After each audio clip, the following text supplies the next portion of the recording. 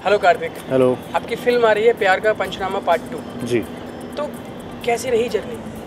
मतलब पार्ट 1 की आपने की, उसके बाद आकाशवाणी, फिर कांची। जी। तो आपकी जो पहली फिल्म थी प्यार का पंचनामा, वो बहुत बड़ी सक्सेस थी और बहुत बड़ी हिट थी। अभी भी लोगों के दिमाग में उसकी छाप है। जी। तो जब आपको ये फिल्म ऑफर हुई तो आपको क्या लगा कि मैंने पार्ट 1 किया है तो मुझे पार्ट 2 करना पड़ेगा क्या, या फिर आपको उसकी पटकथा बहुत पसंद आई या कहानी आपको अच्छी लगी इसलिए आपने की? क्या कहना चाहेंगे? देखिए, मैं यही कहना चाहूँगा कि प्यार का पंचनामा से प्यार का पंचनामा 2 की जो जर्नी मेरी रही है, बहुत ही ऊपर नीचे वाली, अप्स एंड डाउन्स वाली जर्नी रही है। एंड काफ़ी जैसे प्यार का पंचनामा 1 जब मैंने की थी तो ऑब्वियसली काफ़ी स्ट्रगल के बाद ही एक पहली फिल्म आपको मिलती है। एंड जब when you don't have a godfather in the industry तो आपको थोड़ी जद्दोजहद करनी पड़ती है इसके लिए। एंड प्यार का पंचनामा 1 also happened after like 6 months of auditioning for the same film. तो उसके बाद जब प्यार का पंचनामा 1 हुई एंड देन आकाशवाणी हुई, तो आकाशवाणी मेरे को साथ ही साथ मिली थी। बेसिकली ऑडिशन आकाशवाणी का था, हुई फिल्म पहले प्यार का पंचनामा, फिर आकाशवाणी हुई। And Akaashvani is again close to my heart. वो बहुत ही जिन्होंने भी अभी तक वो आकाशवाणी आज तक बहुत कम लोगों ने देखी है, लेकिन जिन्होंने देखी है वो काफ़ी क्रिटिकली अक्लेम्ड फिल्म थी और काफ़ी लोगों को पसंद आई थी। तो वो थोड़ी सीरियस फिल्म थी। पहली वाली मेरी कॉमेडी फिल्म थी। तीसरी वाली जो कांची मैंने की थी उसमें थोड़ा एक्शन था। एंड कैरेक्टर्स तीनों के बहुत अलग रहे। तो रज्जो से जो मैं गोगो के कैरेक्टर में अभी आया हूँ प्यार का पंचनामा 2 में, बेसिकली ऐसा कुछ मैंडेटरी नहीं था कि क्योंकि प्यार का पंचनामा 1 की है तो 2 भी करूँगा। उसमें ये चीज़ रहती है कि एक फेस वैल्यू प्यार का पंचनामा के साथ अटैच थी मेरी। जो मेरे डायरेक्टर जो लव सर हैं वो भी यही हमेशा से कहते हैं कि वो एक रिकॉल वैल्यू आती है जब आप सेम एक्टर को सीक्वल में लेते हैं। अदरवाइज़ उसका कुछ रिकॉल वैल्यू जो होता है वो और इससे ज़्यादा बड़ा है, क्योंकि वो मोनोलॉग वाली चीज़ थी। उसमें वो बाबू वाला जो कपल था वो बहुत चीज़ें लोगों से अटैच किया था और रिलेट हुआ था लोगों को। तो वो सारी चीज़ें काफ़ी आई थिंक प्यार का पंचनामा 2 में रिकॉल लाती हैं 1 की। बट उसके अलावा ये कॉन्सेप्ट वाइज पूरी अलग फिल्म है। प्यार का पंचनामा अगर आप देखोगे वो टोटली अलग है, कॉन्सेप्ट वाइज नहीं, द स्टोरी वाइज। तो वो फिल्म अलग है और ये फिल्म अलग है। थीम सेम पकड़ा हुआ है क्योंकि कैरेक्टर्स नए हैं, उनकी जर्नी अलग होगी और कैसे इनकी भी लग रही है रिलेशनशिप में, वो प्यार का पंचनामा 2 में होगा। ये फिल्म जो सीक्वल है और ये या फिर जो सेम थीम पे आधारित है ये फिल्म जी, जहाँ तक हम जानते हैं आप ही सिर्फ आप और आपकी जो ऑपोजिट हैं, जो आपकी एक्ट्रेस हैं जी, वही हैं इस फिल्म के जो पहले भाग 1 के जो पात्र थे।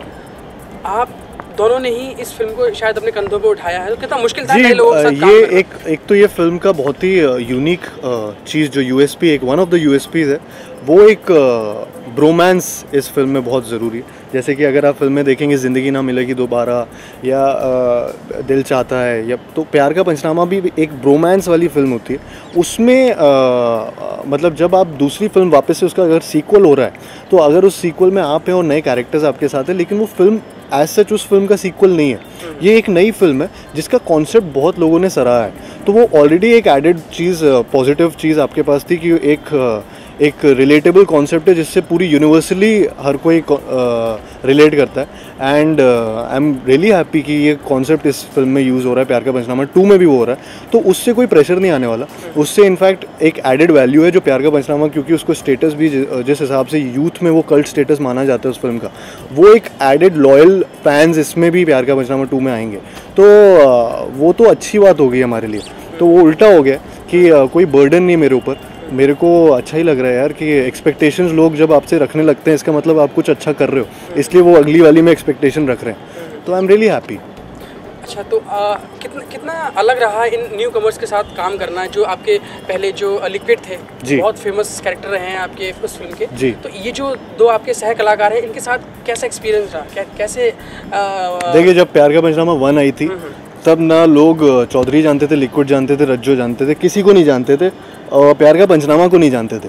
जब वो आई तब वो कैरेक्टर्स एकदम से लोगों के दिमाग में, जहन में बैठ गए। प्यार का पंचनामा 2 के साथ भी यही होने वाला है। ये कैरेक्टर्स इतने डिफाइंड है, इतने अच्छे कैरेक्टर्स लिखे गए हैं। वही प्यार का पंचनामा 2 की खासियत भी है कि कोई भी कैरेक्टर एक दूसरे की कैरेक्टर स्पेस में नहीं जा पाता। हर किसी का एक यूनिक डायरेक्शन है और एक कैरेक्टर है, डिफाइंड है, जो कि अगेन जब लोग देखेंगे ये फिल्म तो वो भूल जाएंगे प्यार का पंचनामा 1 क्या थी। प्यार का पंचनामा 1 एक अलग फिल्म की तरह याद रखेंगे और प्यार का पंचनामा 2 को एक अलग फिल्म की तरह याद रखेंगे। तो ऐसा कुछ ये नहीं होने वाला कि उस फिल्म से कुछ, वो ये है कि टाइटल सेम है, थीम सेम है, थोड़े बहुत लोग सेम है, रिकॉल बढ़ता है उसका, लेकिन उसके अलावा ये फिल्म एक बहुत डिफरेंट कैरेक्टर्स की डिफरेंट जर्नी है, तो उसमें लोग बहुत इन्जॉय करने वाले हैं और वो ये कैरेक्टर्स लेके अब घर जाने वाले हैं। पार्ट 1 में आपने 5 मिनट का एक मोनोलॉग बोला था जी, जो लोगों अब तक शायद किसी एक्टर ने नहीं किया है जी, तो और सेम रिपीट हो रहा है इसी जी, जी, मतलब अलग लाइंस के साथ, अलग इमोशंस के साथ। हाँ। कितना मुश्किल था उसको याद कर पाना, और क्या वो एक ही टेक में था या बहुत सारे टेक लिए गए? जी, एक ही सिंगल शॉट है वो, उसकी खासियत है, उसको मोनोलॉग ही इसलिए बोल रहे हैं क्योंकि वो सिंगल शॉट में हुआ था एंड उसमें कोई कट्स नहीं है को। तो जो ये वाला लिया था पिछली बार वाला 5 मिनट का था, ये वाला मैंने जो एक्चुअली किया था वो 12 मिनट का 1 शॉट था, सिंगल शॉट था। टेक्स तो ऑब्वियसली आप लेते हैं, टेक्स मेरा दूसरा टेक इसका ओके टेक था। पहले वाले टेक में पता नहीं कुछ तो गड़बड़ हुई थी, एक फंबल हुआ था, उसकी वजह से पूरा टेक खराब हो गया था, लेकिन वो भी एक फ्लो में था। मैं आई थिंक 9वें या 10वें पेज पे था तब मेरा पहला एक फंबल हुआ और वो रीटेक हो गया। तो वो सेकंड टेक पे फिर मेरे को करेक्ट करके बार बार मैं रिपीट कर रहा था, फिर वो फ्लो वापस। तो इसमें क्या होता है, मोनोलॉग में सबसे बड़ी दिक्कत ये आती है कि जब आप एक टेक दे दो तो दूसरा टेक आपको स्टार्ट से शुरू करना है। अब वो स्टार्ट के जो 3 मिनट होते हैं ना या 2 मिनट होते हैं, वो बहुत अखरते भी है दिमाग में, और आपको वो चीज़ दिमाग से हटा के रखनी पड़ती है कि यार ये नई चीज़ कर रहा हूँ, पहली बार कर रहा हूँ। तो वो एक बहुत अखरता है कि यार वापस से वहाँ तक जाओ जहाँ गलती की थी और फिर उसके आगे का। तो वो एक मोनोलॉग में बहुत था, क्योंकि ये 12 मिनट का बोल रहा था तो दूसरा टेक मतलब 24 मिनट तक जाएगा। तो वो एक चीज़ थी, लेकिन उसके अलावा हाँ, शॉर्ट 12 मिनट का किया था। फिल्म में आई थिंक वो छोटा करके या कंसाइज करके 6 या 7 का रखेंगे, क्योंकि फिल्म छोटी रखनी पड़ती है। तो कितना टाइम लग गया उस एक पर्टिकुलर डायलॉग को याद करने में? आई थिंक उसको याद करने में मेरे को टाइम ज़्यादा मिला ही नहीं था। हम लोग शूट कर रहे थे एक सेट पे, और मोनोलॉग क्या है, इतना हाइप्ड था, वो प्यार का पंचनामा 1 की यूएसपी बन गया था, और प्यार का पंचनामा की यूएसपी बन गया था मोनोलॉग। तो उससे क्या है कि वो इतना हाइप था कि लव सर ने वो छुपा के रखा था, स्क्रिप्ट भी दी थी तो बिना मोनोलॉग की दी थी। तो पूरे जब शूट कर रहे थे तब तक मैं पूछ रहा था कि सर अब 1 हफ्ता रह गया, अब तो दे दो मेरे को मोनोलॉग। तो 25 पेज की एक स्क्रिप्ट लाए थे जो पूरा मोनोलॉग था, उसको उनने मेरे को सुनाया और मेरे को बोला ये है। तो मैंने कहा सर 25 पेज, अभी पूरा दिन रात में ये शूट कर रहा हूँ, मैं याद कब करूँगा, बोलूँगा कब, परफॉर्म कब कर। तो उनने बोला नहीं कोई बात नहीं, वो टेंशन मतलब 12 पेज का होगा। मैं टेंशन मतलब 12 पेज का भी कुछ होता है। तो 12 पेज का फाइनली कैसे भी वो विद इन अ वीक, जिसमें I think I was shooting for the same film only day and night, तो मैंने बस वो रिकॉर्ड कर लिया था, वॉइस मेमो बना लिया था उसका, वो सुनता रहता था। तो उसके सुनने से थोड़ा सा एक बार याद होता रहा and that's how I did it. जो पार्ट 1 में थे जी, जो आपके सह कलाकार थे, उनके कभी फ़ोन्स आए कि हाँ we are missing this movie, और कुछ ऐसा हुआ कि मतलब उनको क्यों नहीं लिया गया? मतलब आप तो हैं ही यार। मेरे साथ क्या था, मैं 20 साल का था जब प्यार का पंचनामा 1 की, और बहुत छोटी उम्र में मैं लॉन्च हो गया। एंड उसके पहले मैं 17 साल से, जब 17 साल का था तब से मैंने इंडस्ट्री में आने की वो कर दी थी। 3 साल से स्ट्रगल कर रहा था, ऑडिशंस दे रहा था, इधर उधर एक्टिंग सीख के आया था, तो ये सारी चीज़ें कर रहा था। लेकिन जब ये फाइनली प्यार का पंचनामा हैपेंड, तो मैं बहुत उम्र में फिर भी छोटा था। तो वो 20 से जो अभी प्यार का पंचनामा 2 बन रही है, 25 की एक उम्र होती है ना, उसमें एक बॉय टू मैन का एक कन्वर्जन होता है। तो आपकी शक्ल, आपके बोलने का तरीका, आपकी हर चीज़ में ना बहुत चेंजेस आ जाते हैं। वो मेरे साथ काफ़ी आई थिंक वो मेरे लिए हेल्पफुल भी रहा शायद से। और दूसरी बात एक है कि फेस वैल्यू उनको प्यार का पंचनामा 1 में बाबू कैरेक्टर और दूसरा वो मोनोलॉग वाली जो बातें थी वो बहुत चिपक गई थी लोगों के दिमाग में, और वो वायरल बहुत हो गया था। तो प्यार का पंचनामा को रिकॉल के लिए भी उनको एक एक्टर चाहिए था, which I feel love sir thought कि मैं शायद से एक रिकॉल देता हूँ, और मोनोलॉग किसी और से बुलवाना नहीं था। And he believes in me as an actor, which is a big thing for me, and he and Kumar ji and Abhishek, मतलब they have been there for me जब से मैं इंडस्ट्री में स्टार्ट किया हूँ, और उनकी फिल्म प्यार का पंचनामा 1 से स्टार्ट किया हूँ, तो आकाशवाणी भी उनकी थी। तो आई थिंक वो एक बिलीफ सिस्टम भी बन गया। तो ये 3-4 चीज़ें ना सब मेरे लिए काफ़ी काम आ गई ये चीज़। एंड या दूसरा मैं तो हुई अच्छा। बिल्कुल। अब जब आप पार्ट 1 कर रहे थे जी, तो तभी डिसाइडेड था कि पार्ट 2 भी बनेगा? नहीं, तब एक्चुअली डिसाइडेड नहीं था।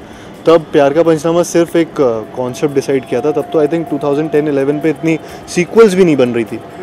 उस टाइम बस 2009 से आई थिंक इसकी प्लानिंग चल रही थी, जब मैं था भी नहीं इसमें। तो सीक्वल का तो मेरे को एक्चुअली तब तक पता नहीं था। सीक्वल की बातें जब फिल्म बनी, हिट हुई, उसके बाद लोगों ने बोलना चालू किया कि इसका सीक्वल कब आएगा, क्योंकि तब सीक्वल का एक अचानक से ज़माना आ गया था। तो लोग आके, कॉलेज स्टूडेंट्स, कॉलेज की लड़कियां इनफैक्ट, मतलब कितने लोगों ने मेरे को बोला है कि इसका सीक्वल आना चाहिए, ये एक फिल्म है जिसका सीक्वल आना चाहिए। तो वो आई थिंक उस चीज़ से ना फिर ये बना कि नहीं, सीक्वल तो बना रहे थे बट उसकी राइटिंग में फिर टाइम इतना लिया कि 3-4 साल तक लिखते लिखते कैरेक्टर्स इतने डिफाइन किए, एंड देन फाइनली जब वो कंप्लीट हुआ तो फिर अब फिल्म आपके सामने है। कार्तिक, जैसे पहली फिल्म लिखी जा चुकी थी और बहुत छा गई थी लोगों के दिलों पे, तो जब दूसरी फिल्म लिखी जा रही थी तो कुछ आपने उस पटकथा में अपने एक्सपीरियंसेस शेयर किए कि सर ये भी डाल दीजिए, ये भी डाल दीजिए, कभी कुछ ऐसा भी हुआ था, या कुछ और लोग भी शेयर कर रहे थे कि ये भी लिख दीजिए, या फिर एक ही आई थिंक लव से सेल्फ सफिशिएंट है। उनने जो लिखा है वो उसमें कुछ ऐड करने की ज़रूरत ही नहीं, वो सारी चीज़ें इतनी ज़्यादा रिलेटेबल है ऑलरेडी। तो कुछ भी आप ही होते हो जो ऐसे बोल रहे होते यार ये तो मेरे साथ भी हुआ है, ये आपके साथ भी हुआ है या आपने कहाँ से लिखा है। लेकिन वो काफ़ी ऐसी चीज़ें होती है जो आप अपने दोस्तों में ऑब्जर्व करते हैं और उनके साथ हो रहा होता है, क्योंकि आप ऑब्जर्व कर रहे हो, आपको पता है उसकी कट रही है और वो समझ नहीं रहा है, वो प्यार में अंधा हो चुका है। तो मतलब एक्टिंग नहीं, आप जी रहे थे उसको? हाँ, जी रहा हूँ, अभी भी जी रहा हूँ। लेकिन वो बात ये है कि आप जीना, असल लाइफ में जीना और कैमरा के सामने जीना, कि कोई आपको बोल दे कि अपने जैसा आप बिहेव करो, वो सबसे ज़्यादा डिफिकल्ट पार्ट हो जाता है। तो I feel I am blessed that way कि प्यार का पंचनामा हैपेंड फॉर मी एंड प्यार का पंचनामा 2 इज हैपनिंग। तो जब ये फिल्म आपको ऑफर की गई है, बताया गया कि सीक्वल बन रहा है, तो कुछ मतलब खुशी हुई या प्रेशर आ गया कि मुझे यार पार्ट 1 की कंपैरिजन में और अच्छा करना, कुछ ऐसा था कि क्या हाँ देख लेंगे, इसके स्क्रिप्ट पढ़ लेंगे और जो भी होगा दिखाया जाएगा, कुछ ऐसा एटीट्यूड था? आई थिंक मैं बस ये बात से वो था कि प्यार का पंचनामा 1 में ऐसा क्या रह गया था जो प्यार का पंचनामा 2 में नहीं दिखा पाएंगे, क्योंकि मुझे स्क्रिप्ट नहीं पता थी। तो तब मेरे को थोड़ा सा कन्फ्यूजन था कि यार ये क्या हो रहा है। लेकिन जब नरेशन हुआ, it was we were in splits, मतलब it was a hilarious narration. हम लोग ऐसे थे कि ये सब भी बचा था, ये सब भी होता है, ऐसे कैरेक्टर्स, ऐसा वो सारी चीज़ों ने ना एकदम कॉन्फिडेंस बूस्ट कर दिया था कि यार प्यार का पंचनामा 1 में जो था वो अलग था, अब ये कैरेक्टर अलग है, इसके साथ ये चीज़ें बहुत सही हो रही हैं। तो वो काफ़ी रिलेटेबल। आप अब ट्रैक जब फिल्म देखेंगे, जब उसमें ट्रैक्स देखेंगे तो आपको समझेगा मैं क्या एक्चुअली बोल रहा हूँ। वो बहुत फनी चीज़ें हैं जो एक्चुअली होती हैं रियल लाइफ में। तो अलग अलग कैरेक्टर्स के साथ ना अलग अलग स्टोरीज डेवलप हो जाती हैं जो रियल लाइफ में रिलेटेबल होती है। तो ऐसा प्यार का पंचनामा के 3 कैरेक्टर्स ऐसे दिखाए थे, ऐसे दुनिया में तमाम कैरेक्टर्स हैं, तो उसके साथ बार बार बन सकता है, तो वो वाली चीज़ है। कार्तिक, फिल्म का कोई बेहद मुश्किल सीन जो आपको अभी भी याद आता है और रोंगटे खड़े हो जाते हैं कि यार वो चीज़ मुझे याद आती है और उस वक्त ये घटना घट गई थी, तो उसको आपने कैसे ओवरकम किया, कैसे संभाला, कुछ ऐसा कुछ आप हमारे साथ शेयर करें? ये वाली फिल्म में, इसी वाली फिल्म में आई थिंक ऐसे कुछ रोंगटे खड़े करने वाला कोई सीन प्यार का पंचनामा 2 में नहीं हो सकता। मेरे को मोशन सिक बहुत होता है। तो हम लोग यॉट में शूट कर रहे थे, गाना है हीरे। तो वो गाने के शूट के टाइम पे यॉट में बीच समुंदर में एक तो मोशन सिकनेस हो रहा है, उसके ऊपर से बोल दिया था कि समुंदर में कूदना है। तो वो एक था जिस टाइम में ऐसा था कि भाई मैं पहली बार यॉट में बैठ रहा हूँ, मेरे को मोशन सिक हो रहा है और आप अब बोल रहे हो कूद जाओ। तो वो एक नॉर्मल सी बात थी, मोन्टाज था। उसके अलावा ऐसा सच कुछ किसी चीज़ में ऐसी डिफ़िकल्टी नहीं आई। बहुत सारे अच्छे सीन्स हैं। मैं बताऊंगा कि अगर इसमें बहुत ही यूनिक तरीके का एक ब्रेकअप सीन है जो बहुत अच्छा लगेगा लोगों को। आई एम श्योर जब वो देखेंगे तो ऐसे वो आज तक ऐसा किया नहीं गया। एंड मोनोलॉग ऑब्वियसली आप मतलब वो तो पूछने वाली बात ही नहीं कि मोनोलॉग अब आप उसका रीटेक अगर हो जाए तो मेरे को थोड़ा सा ऐसा लगता था शिट अब रीटेक क्यों हो रहा है। वो एक बात है, क्योंकि मोनोलॉग एक डिफ़िकल्ट चीज़ है कि आप स्टार्ट टू एंड तक पूरा without fumble, without any tension and performance के साथ आप जब करते हैं तो रिपीट करने में ना आपको वापस से वो फ्लो लाना थोड़ा डिफ़िकल्ट हो जाता है। बट देन रिलेटेबल है, इसलिए राइटिंग की वजह से वो हेल्पफुल हो जाता है। जैसे डायरेक्टर आपसे कहते हैं कि कार्तिक आपको ये सीन करना है और आपको थोड़ा अटपटा सा लगता है कि यार ये ऐसा क्यों, अगर थोड़ा ऐसा हो जाए तो ऐसा कुछ डिस्कशन चलता है, आप कुछ इम्प्रोवाइजेशन करते हैं आप या आपके कोई भी कलाकार? ऐसा कई बार होता है। आप कई बार ऐसी डिस्कशंस में पढ़ते हैं जहाँ पे आपको ऐसा लगता है कि आपका पॉइंट सही है और सामने जो डायरेक्टर हैं या फिर कोई और हैं जिनका पॉइंट उनको लग रहा होता है, या को एक्टर ही क्यों ना सही, किसी ना किसी को ऐसा लगता है।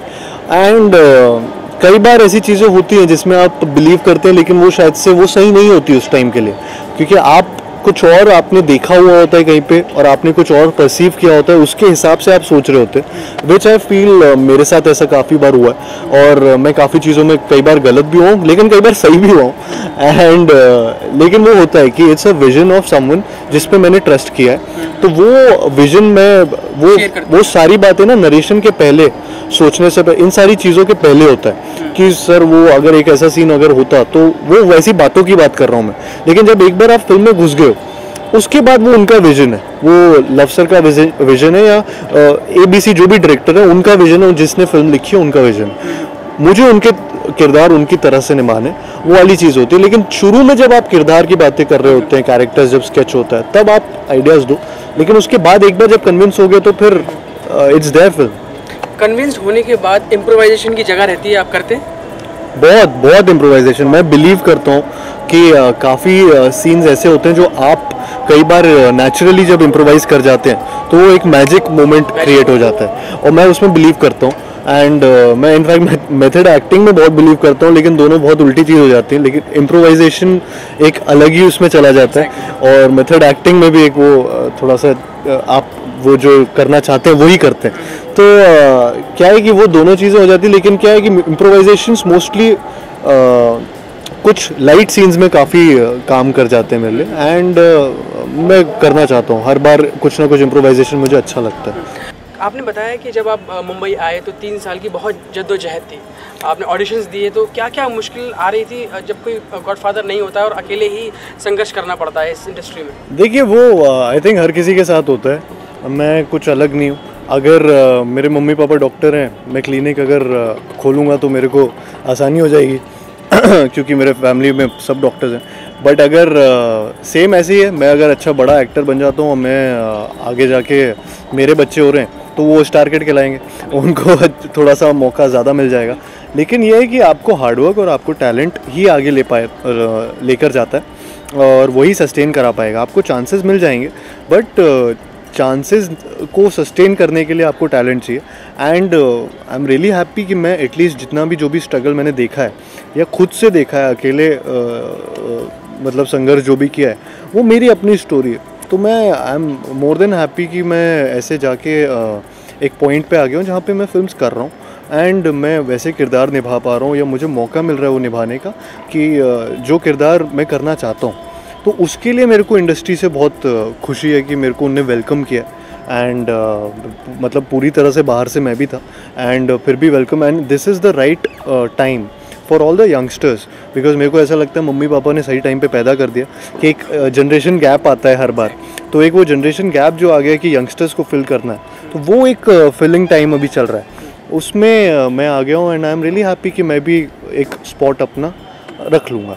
तो ये तो आपने बताया कि कैसे कैसे आप पहुँचे, थोड़ा हम पीछे जाएंगे और जानना चाहेंगे कि मतलब जब आप मुंबई आए तो कौन सी वो मुश्किलें थी जो तोड़ रही थी आपको, जो पीछे खींच रही थी? देखिए मैं क्योंकि मैं एक मिडिल क्लास फैमिली से बिलोंग करता हूँ, ग्वालियर का रहने वाला हूँ, वहाँ से मैं जब बॉम्बे भी आना था तो मैं वहाँ पे अपने घर वालों को भी नहीं बता पा रहा था कि मुझे एक्टिंग करनी है, जो कि हम लोगों को वहाँ पे बहुत डिफ़िकल्टी होती है कि मुंबई बहुत दूर है, मुंबई आना सब छोड़ छाड़ के और अपना अलग से एक्टिंग इंडस्ट्री जो आपको बिल्कुल नहीं पता जिसके बारे में, वो चीज़ों के लिए मैंने पढ़ाई का बहाना लिया, मैंने घर वालों को बोला मेरे को पढ़ना है, उसके लिए मैं दिल्ली गया, दिल्ली से मुझे लगता था ऑडिशंस का पता लग जाएगा लेकिन वहाँ कुछ पता नहीं लगता था, तो 2 साल वहाँ पे रहा, फिर वहाँ से मुंबई में आया, मुंबई में पढ़ाई करने के लिए एंट्रेंस एग्ज़ाम क्लियर किया एक कॉलेज का, वहाँ से मैं ऑडिशंस का पता करता रहता था, मैं इंटरनेट का यूज़ करता था कि उसमें क्योंकि कास्टिंग डायरेक्टर्स को जानता नहीं था तो मैं कहीं पे कभी फेसबुक पे ढूंढने लगा, किसी ने वॉल पोस्ट डाल दिया हो कास्टिंग का, कोई कास्टिंग कॉल्स ढूंढता रहता था